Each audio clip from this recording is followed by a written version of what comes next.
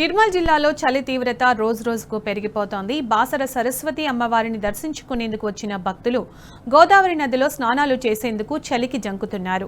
పగటి ఉష్ణోగ్రతలు క్రమంగా తగ్గుముఖం పట్టడంతో ఉదయం 10 గంటలైనా చలి తీవ్రత తగ్గడం లేదు. తెల్లవారుజామున మంచు కురవడంతో వాహనదారులు తీవ్ర ఇబ్బందులు పడుతున్నారు. చలిని సైతం లెక్క చేయకుండా భక్తులు పవిత్ర గోదావరి నదిలో పుణ్య స్నానాలు చేసి ప్రత్యేక పూజలతో కార్తీక దీపం వెలిగించారు. అనంతరం సరస్వతి అమ్మవారిని దర్శించుకొని తమ మొక్కులు చెల్లించుకున్నారు.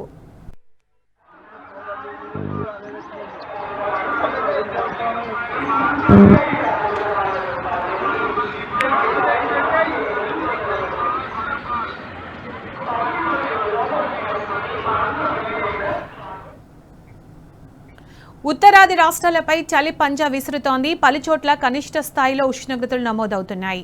జమ్మూ కాశ్మీర్, హిమాచల్ ప్రదేశ్, ఉత్తరాఖండ్లో మంచు కురుస్తోంది. ఇటు ఢిల్లీ, పంజాబ్, హర్యానా, ఉత్తరప్రదేశ్ రాష్ట్రాల్లో పలు ప్రాంతాల్లో దట్టమైన పొగమంచు కమ్ముకుంది. పొగమంచుతో విమానాలు, రైళ్ల రాకపోకలకు అంతరాయం కలుగుతోంది. ఢిల్లీ నుంచి బయలుదేరే రైళ్లు ఆలస్యంగా నడుస్తున్నాయి. మరికొన్ని సర్వీసులు రద్దయ్యాయి.